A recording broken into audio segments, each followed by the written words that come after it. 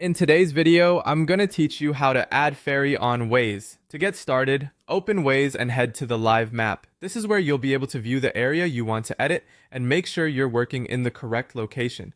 If the map takes a moment to load, just give it a few seconds so everything appears properly before moving on.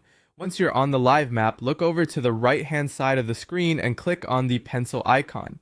This opens the editing tools in Waze, which allow you to make changes to map elements. The pencil icon is the entry point for editing, so this is where the process really begins. After that, go to the search bar. In the search field, type the location or address where the ferry should be added.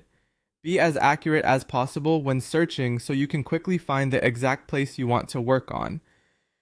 This is especially helpful in busy areas where there may be multiple nearby roads, landmarks, or map features with similar names. When the correct location appears, click on the place or landmark. Selecting it helps Waze focus the map on the specific area you're editing. This also makes it easier to access the settings and attributes connected to that location. Next, move your attention to the left-hand side of the screen. This is where the editing details and feature settings are shown. You'll use this panel to update the type of route or map element you're working with. Take a moment here to confirm that you've selected the correct item before making the change.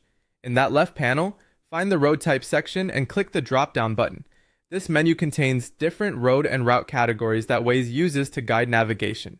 From the list, select Ferry. Choosing the correct road type is important because it helps Waze understand that this route is not a standard road, but a ferry connection used for travel across water. Once Ferry is selected, go to the top menu and click Send for Review. This submits your change so it can be checked and approved within the Waze editing system. Review is an important part of the process because it helps keep the map accurate and reliable for everyone using it. And that's it. That's how to add Ferry on Waze. Just open the live map, access the editor, search for the location, select the place or landmark, change the road type to Ferry, and send it for review. Following these steps carefully will help make sure your update is submitted correctly.